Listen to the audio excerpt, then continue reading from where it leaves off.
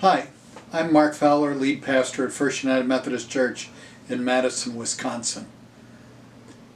One of the things about this pandemic is that we record our worship service through the week, and I preach usually on Friday, and then Holly Johnson does a marvelous piece of work by putting it all together so that it can be posted and broadcast, and we all watch it together beginning at 9 o'clock on Sunday morning, or whenever after that you happen to come upon that worship service. Personally, it is that you live through a sermon by watching it every single week.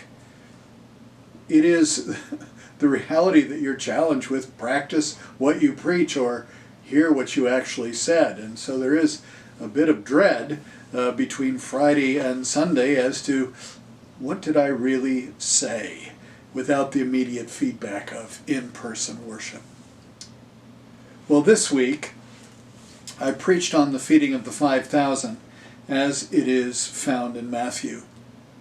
And there was a story that came to mind when I was preparing that sermon, but because there was communion and we were dealing with time issues, I didn't tell it. But I've been thinking about that story and I want to share it with you now.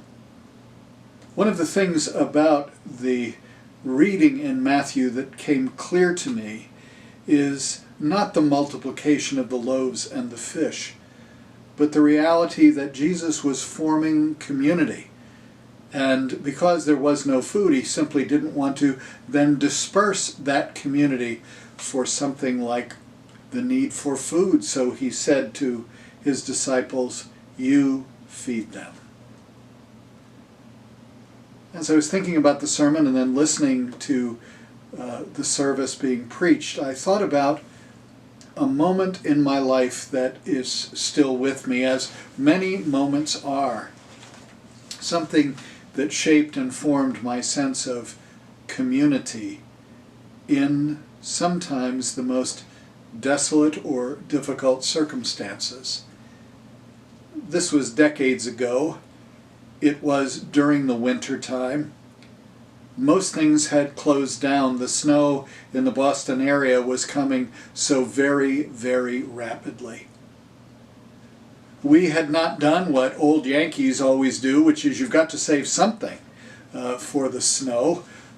When we are looking at canned goods that we haven't used for a very long time, even if it's in the middle of the summer, Susan often says, well, you should keep it. It might snow. And she means like tomorrow. So we were looking for a place that was open, and the only one that we could find was an Asian restaurant that was not far from Route 128, the ring road around the city of Boston that would lead from Route 95 up into Maine and New Hampshire. We went in, there weren't that many people there, there weren't that many waitstaff there, and we ordered a meal.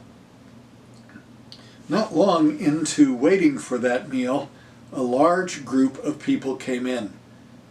We found out that they were Mennonites, not only by the way they dressed, but somebody had asked them who they were, and they had come from Pennsylvania.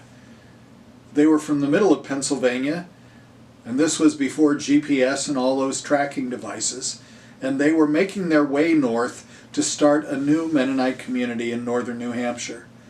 But the snow had come so rapidly as they moved their way east through Connecticut and up into Massachusetts, passing through Rhode Island, that they needed to get off the road. They had no idea where they were. There were no cell phones for them, so they couldn't find where the nearest restaurant was. And they stumbled into this place. There must have been 20 or more of them. They'd all come in rented vans, and they sat in the back room, surrounding the table, and once they got settled, they began to sing. Songs of thanksgiving and praise, songs of gratitude to God for bringing them through. I learned later what many of those songs were. I knew the tunes, but they were singing in German and some in English.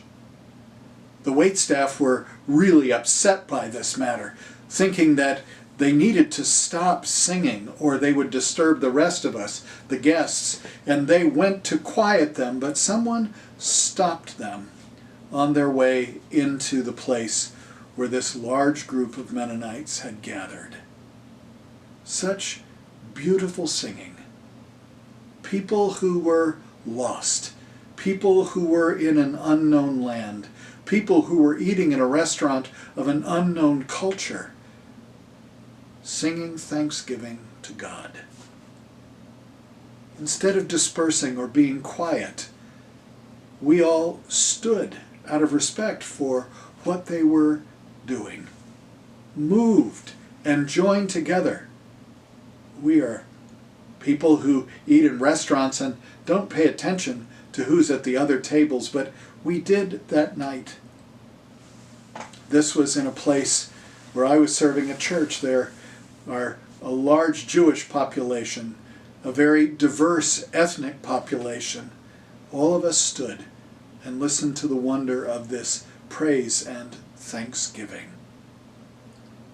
It was amazing to me that at the end, when the food had come, people did not clap. It seemed far too crass. We simply said, "Thank you. Thank you." Honoring the culture in which they had found themselves, the Mennonites picked up chopsticks. There were no forks. And they looked to us and we taught them as best we could. We all kind of came together to eat together.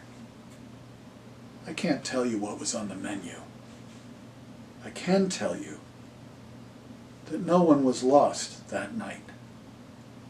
I can tell you that there was hope for the future that night.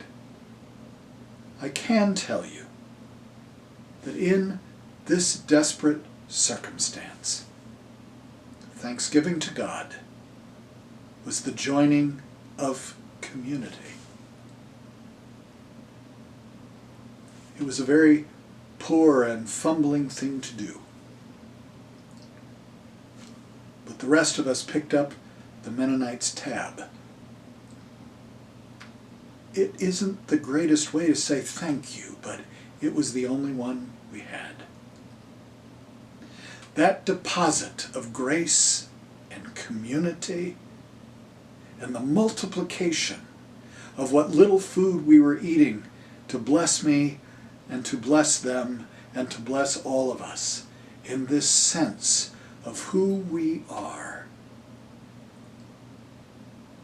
That is the multiplication of loaves and fish in the abundance of community that will sustain a lifetime. For Jesus' sake, for the sake of our creation, for the joy and the hope of the future. Amen.